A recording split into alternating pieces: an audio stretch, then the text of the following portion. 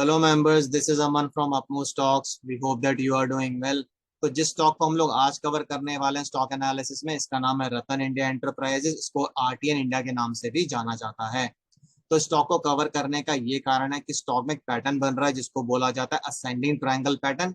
ये पैटर्न आपको उसके डेली चार्ट में भी नजर आ जाएगा, पर हम लोग अभी वीकली चार्ट को एनालाइज कर रहे हैं क्योंकि हमें थोड़ा सिंपलर लगा, हमें लगा समझाने में आसानी रहेगी। तो अगर स्टॉक इस पर्टिकुलर पैटर्न का ब्रेकआउट दे देता है और उसके ऊपर होल्ड करना शुरू कर देता है, तो फिर इस स्टॉक में जो मैक्सिमम टारगेट निकल कर आ रहा है वो है 55 रुपीज का। टारगेट कैसे निकाला गया उसको स्टडी कर लेते हैं। उसके लिए आपको दो वैल्यूज को आइडेंटिफाई करना पड़ेगा। पहली होगी ब्रेकआउट प्राइस और दूसरी होगी width of the ascending triangle pattern. तो जो ब्रेकआउट प्राइस है वो है 45.70 और जो width of the ascending triangle है वो है 9.20। तो जब आप इन दोनों वैल्यूज को सम कर देंगे तो आपको टारगेट मिल जाएगा 54.90 या फिर 55 रुपीज का। तो ब्रेकआउट प्राइस है 45.70 और width of the ascending triangle है 9.20। मैक्सिमम टारगेट इस स्टॉक में निकल कर आ रहा है 55 रुपीज का। तो मान लेते हैं कि स्टॉक 45.70 के ऊपर क्लोज करना शुरू कर देता है, तो बीच में कौन कौन से टारगेट्स या रेजिस्टेंसेस और आएंगे इनको स्टडी कर लेते हैं। तो पहला टारगेट या फिर रेजिस्टेंस होगी 47.05 का। अगर स्टॉक इसको तोड़ देता है, इसको होल्ड करना शुरू कर देता है, नेक्स्ट टारगेट वुड बी 49.88। अगर स्टॉक इसको भी तोड़ देता है, होल्ड कर लेता है, नेक्स्ट टारगेट वुड बी 52.62 और फाइनल टारगेट 55 रुपीज का आ रहा है।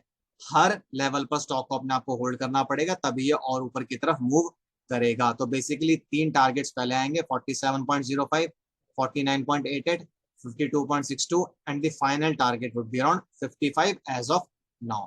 तो ये तो हो गई ऊपर की बात। अब मान लेते हैं कि स्टॉक ऐसा नहीं करता और वापस नीचे आना शुरू कर देता है यहाँ पे, तो उस केस में जो इसको पहला सपोर्ट मिलेगा वो होगा इस ब्लू डॉटेड लाइन पे। स्टॉक को कहीं ना कहीं इस पर्टिकुलर प्राइस पर सपोर्ट मिलना चाहिए। अगर स्टॉक इस लाइन को भी तोड़ देता है तो आप ये मानकर चलिए कि इस स्टॉक में जो मेजर सपोर्ट है वो 40 रुपीज का है। अगर 40 रुपीज का लेवल स्टॉक तोड़ देता है और उसके नीचे क्लोज करना शुरू कर देता है, फिर इसमें प्रॉब्लम हो सकती है और इसमें काफी फॉल भी आ सकता है। तो मेजर सपोर्ट लेवल इस स्टॉक के लिए 40 रुपीज का है। उससे पहले जो ये ब्लू डॉटेड लाइन है यहाँ पर इसको सपोर्ट मिलना चाहिए। ये बेसिकली असेंडिंग ट्रायंगल पैटर्न की नीचे वाली लाइन है जिसको आप लोग सपोर्ट लाइन भी बोल सकते हैं एज ऑफ नाउ। इसको हम लोग अपवर्ड स्लोपिंग ट्रेंड लाइन भी बोलेंगे, जो कि कहीं ना कहीं ये दिखाती है कि जो स्टॉक का सपोर्ट लेवल है वो ऊपर की तरफ शिफ्ट होता जा रहा है। तो आप इस बात का ध्यान रखें कि 40 रुपीज का जो सपोर्ट लेवल है इस स्टॉक के लिए बहुत बहुत ज्यादा क्रिटिकल और इंपॉर्टेंट है। अगर ये टूट जाएगा तो फिर स्टॉक में और भी ज्यादा फॉल आ सकता है। तो अगर आपको स्टॉक से रिलेटेड कुछ भी कंसर्न्स, क्वेरीज या सजेशंस हो तो आप कमेंट बॉक्स में डाल सकते हैं। हम उनका रिप्लाई करने की कोशिश करेंगे जल्दी से जल्दी। और इसी के साथ मैं इस वीडियो को एंड करूंगा। This is Aman signing off. Bye, take care.